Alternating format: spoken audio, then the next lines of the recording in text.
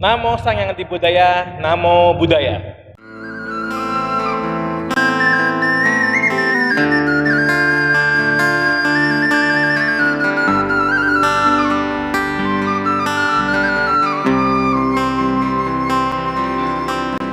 Pada zaman Buddha, hiduplah seorang pangeran yang bernama Pangeran Payasi. Pangeran Payasi tidak percaya dengan kehidupan setelah kematian, tidak percaya untuk melakukan perbuatan baik. Lalu pada saat Biku Kumarakasapa datang ke kotanya, kota Kusala, Pangeran Payasi bertemu dengan Biku Kumara tersebut. Mereka melakukan diskusi. Pangeran Payasi bertanya kepada Biku Kumarakasapa, apakah ada kehidupan setelah kematian? Saya tidak percaya orang yang berbuat jahat dapat terlahir di alam neraka, karena setelah orang jahat meninggal, dia tidak menginformasikan ke saya setelah kemana setelah kematian. Bante Kumarakasapa mengatakan, Pangeran Payasi, saya ingin bertanya, apakah ada orang jahat dilakukan hukuman mati? Apakah sempat memberitahukan kepada teman-temannya bahwa melakukan perbuatan jahat akan dihukum mati? Tidak sempat, Payasi. Beliau akan langsung dibunuh. Pangeran Payasi menanyakan hal yang kedua. Bante, saya tidak percaya orang baik setelah meninggal masuk surga.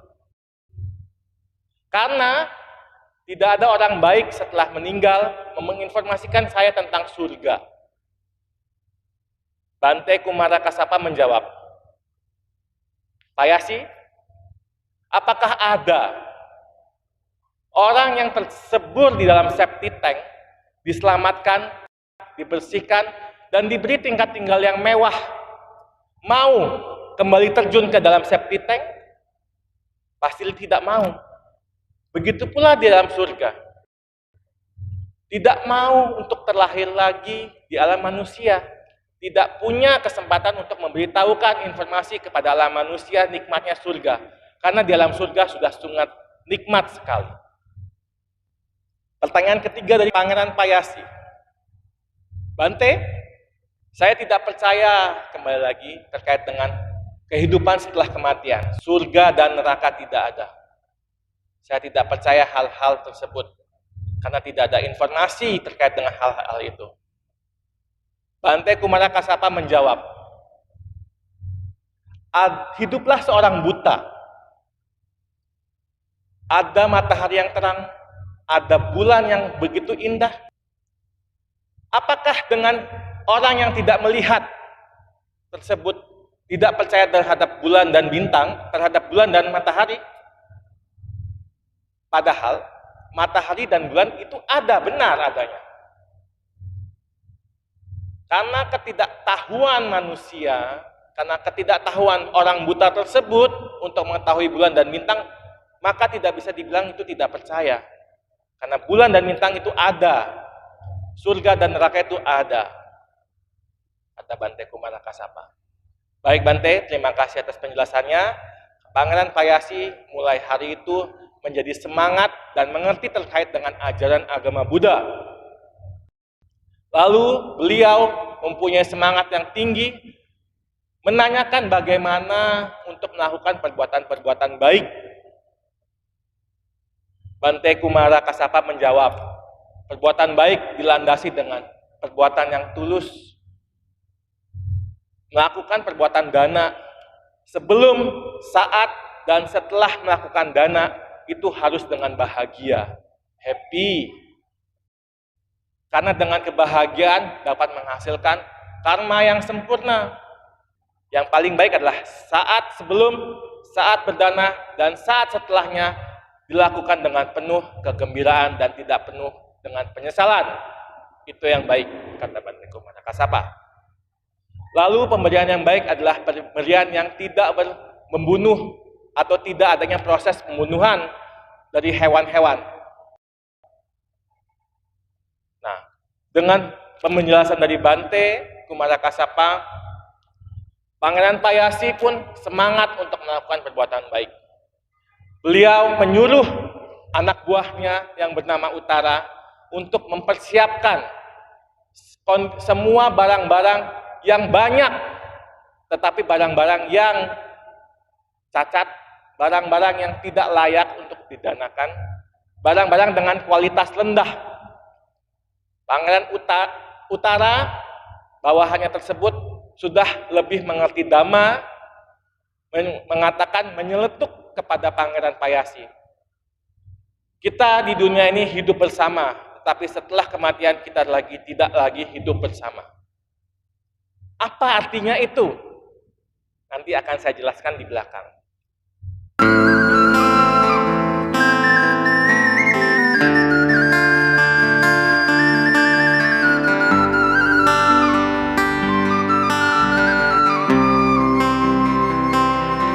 Kita melakukan dana hendaklah dengan barang-barang kualitas yang bagus, bukan barang sisaan, bukan barang yang tidak kita pakai kita bisa danakan. Tetapi dengan kita persiapkan dengan barang-barang yang cukup bisa dipakai dan kualitas yang baik. Bante Kumara Kasapa pun menjelaskan bahwa untuk melakukan perbuatan baik hendaknya orang yang memberi dan orang yang diberi mempunyai sila yang baik. Sama-sama menjaga sila. Lalu Pangeran Payasi memerintahkan kepada Utara, oke, persiapkanlah barang yang dengan kualitas yang baik.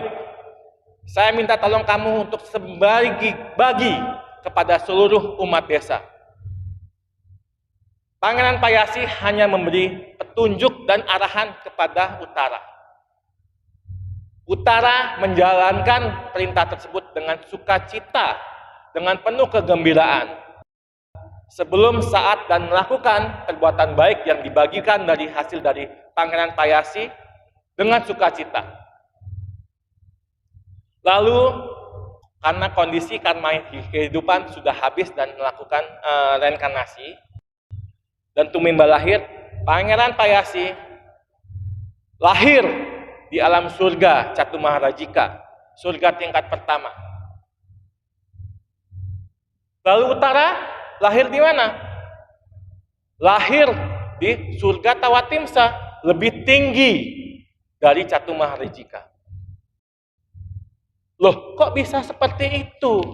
Waktu itu ada Bante, maaf saya lupa Bantenya siapa namanya, tetapi Bante tersebut dengan kekuatan batin mengunjungi Pangeran Payasi yang berada di Catumaharajika. Mengunjungi Utara yang ada di Tawatimsa. Lalu diceritakanlah kondisi-kondisi tersebut dan diambillah kesimpulan. Lakukan perbuatan baik bukan hanya kita hanya suruh dan melakukan dengan materi, tapi hendaklah perbuatan baik itu dilakukan dengan tangannya sendiri. Dengan tangannya sendiri dibagikan ke yang lain. Dan juga dalam cerita ini pun punya kesimpulan, Utara yang tidak mempunyai materi, dia hanya membagikan hasil sumbangan yang dilakukan, yang didapat dari Pangeran Payasi, tetapi bisa terlahir di alam surga yang lebih tinggi daripada Pangeran Payasi, atau yang pemberi dana, atau yang punya donatur, yang bisa di dalam kehidupan sekarang ini. Karena mereka melakukan dengan tangannya sendiri, Utara.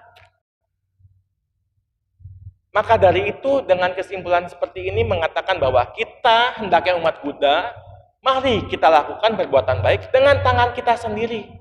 Bukan menyuruh-nyuruh orang, bukan menyuruh-nyuruh kita bersihkan lubang, tapi kita lakukanlah dengan sendiri, dengan tangan yang ikhlas. Sebelum, saat, dan setelahnya dilakukan dengan sukacita. Tidak ada penyesalan, tidak ada penderitaan, tidak ada kemarahan, dengki. Kita lakukan dengan ikhlas. Itu mendapatkan hasil yang sangat luar biasa. Kami juga sarankan untuk melakukan dana kepada Bhikkhu Sangga, melakukan dana makanan, itu dengan tangannya sendiri. Hand to hand kepada Bhikkhu Sangga. Semangat inilah hal-hal yang patut dilakukan di dalam Weya Waca. Kita melakukan pemberian dengan tulus, tidak adanya penyesalan. Hal-hal ini yang memotivasi kita untuk terus melakukan kebajikan. Karena semasa hidup ini, sisa hidup kita ini hendaknya kita lakukan dengan penuh kebajikan. Hukum karma tidak bisa kita lihat dengan kasat mata, tapi hukum karma dapat kita rasakan. Ingin tahu kita melakukan apa di kehidupan sebelumnya? Refleksikanlah diri kita, apa yang kita dapat di dalam kehidupan sekarang. Ingin tahu di kehidupan yang akan datang kita dapat apa? Refleksikanlah apa yang kita akan lakukan. Kita mendapatkan kondisi yang buruk, bukanlah kita sesali, tapi kita lakukanlah terus kebajikan, supaya merubah dari yang buruk menjadi yang baik di depannya. Jika kita sudah mendapatkan yang baik, camkanlah, kita tetap harus lakukan kebajikan. Perbuatan baik, karma baik, terlahir dalam surga ibarat kita menghabiskan tabungan deposito. Tabungan deposito habis, harus kita isi lagi.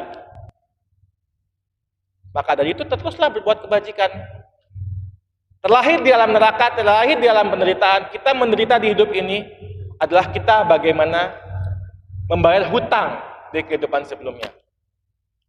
Bayar hutangnya kita cicil dengan perbuatan baik. Sehingga hutang itu berkurang. Kita tidak lagi menderita.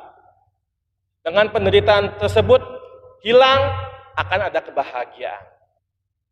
Bapak Ibu sekalian, kesempatan yang berbahagia ini kami mengajak Bapak Ibu untuk terus melakukan kebajikan, untuk terus bersemangat dalam Buddha Dharma, untuk terus bersemangat dalam hidup ini.